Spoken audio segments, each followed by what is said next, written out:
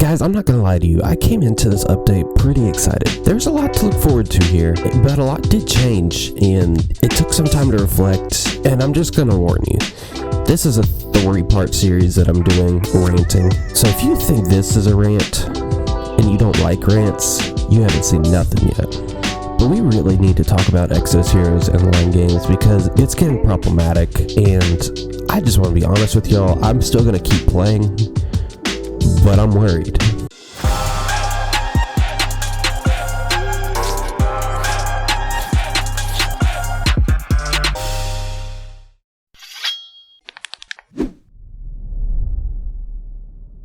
Just do it! So for this rant, we're going to be talking about, is Exos Heroes dying? The short answer to that is yes, very much so. The longer answer to that is, just look at what they're doing, okay? A lot of what you see is catered towards Asian whales, specifically. Since those servers are around longer, a lot of the new updates that are coming into play feature changes to the high-end content. You see we're getting changes to faded gear. Faded gear is becoming more commonplace. They're not giving us, lower tier things. They're not making it easier for new players to get to the faded area. They're kind of just assuming that most of the people are there. We already saw this with Path of Trials. Now we're seeing it with the Awaken system, and it's kind of troubling. Let's just be honest with that. And it seems very common for the Westerners that I see on Reddit, Twitter, in my chat on Twitch, and some of the comments on YouTube that people aren't really a fan of the direction that this game's heading, because there seems to be a gigantic discrepancy between the global server's progress and the Asiatic server's progress. And frankly, I tend to agree with that. I don't think that the game now caters to new players. I don't see any incentive for new players to come in, and I don't see anything really done to make it easier for new players to even understand what's happening in the game. Think of everything that goes into place. You're a new player and you come into the game, you have leveling up. Makes sense. You have evolving equipment and equipping and leveling equipment. That makes sense. The abrasive system, yes, no, you don't really understand what dust is in comparison to abrasives, compared to should you be using your gear for this, should you be selling your gear, these type of questions that make a pretty large impact on the way that the game plays out. There's next to none of that the game lays out for you. Then there's things like enhancing, which doesn't really make sense by itself. You're not explained when you enhance, do they, and then they're blessed, do they lose those statistics that they got from enhancing? Are they now stronger? What is there to look forward to? Do they gain anything by getting to the next star level? None of that's laid out to these people, these new players. And then they get to the end, and we have things like elemental enhancements, fake cores, fake core enhancement, fake core fusion, awakening, weapon awakening, faded armor, faded gear sets, faded rolling, high tier dungeons, special missions. All of these things that are catered specifically to making decisions on which characters you're developing and growing, and if you do that wrong, the game literally sets you back months of progress because it takes you forever to get those abrasives, those faded gear, those things to either transfer, keep anew, or whatnot. The good news is that the leveling up to about 75 is rather straightforward if you can get to the end game. But past 75, it is quite the grind to get to 90, and a lot of the content is blocked behind 90, but you're going to see it running rampant everywhere.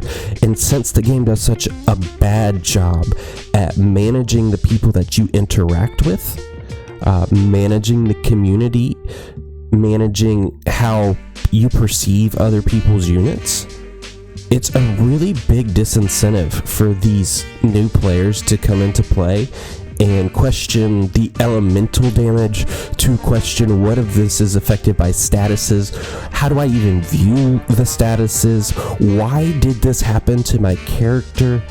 Those are just basic questions on top of, did I lose because of armor? Did I lose because this one's awakened? Did I lose because of magical enhancement? What did this to me? When you get to a point in the game to where you're doing PvP and a lot of times PvE, why all of a sudden these things don't have immunity? Why all of a sudden are these things so strong? Why all of a sudden are these new mechanics put into place? When all these things are just thrown at you, new players are either going to be super dedicated or they're going to quit. There's no in between in this game. And so I really see that as an issue. I think that we are going to see steady content for the rest of 2020 and probably through the first half of 2021. Steady.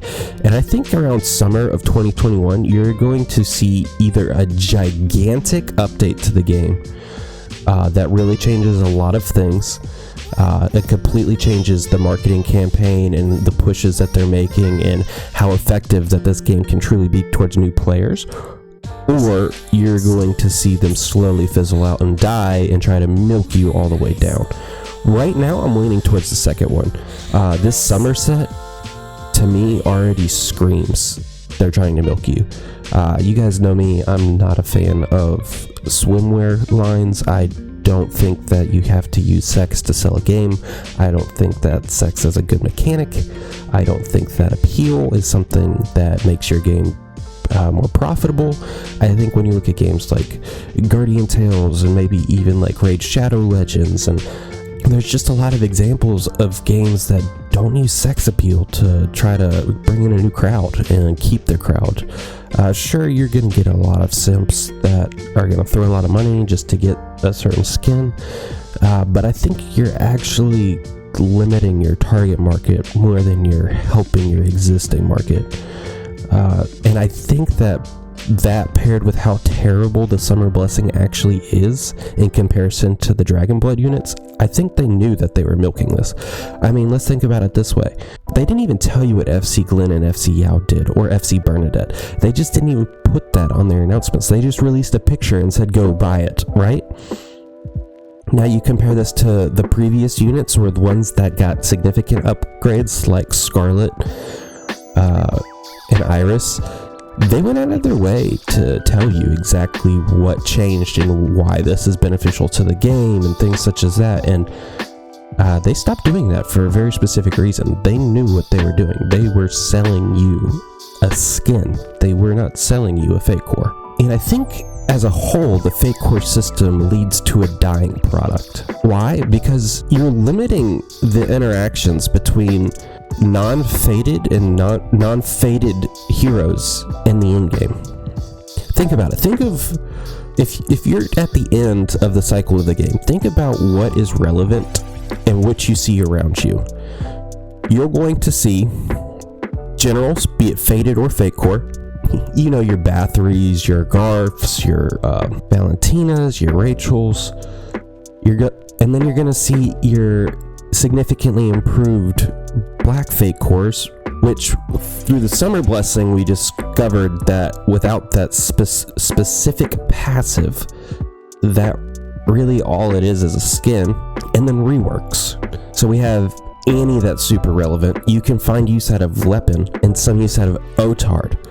But past that, can you think of many black fake cores that really have a place in the game? I can think of a few. You can find use for some of like FC Adams or FC Morris, and I don't know, that might be it.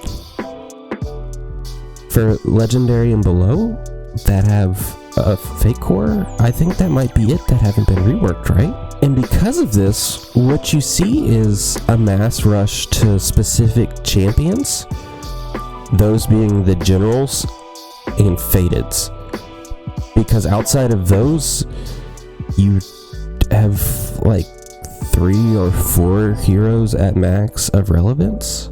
So everything rare and legendary you can basically sell off if you weren't trying to completionist and play for the long game here. And that's just a really bad system for a hero collector game.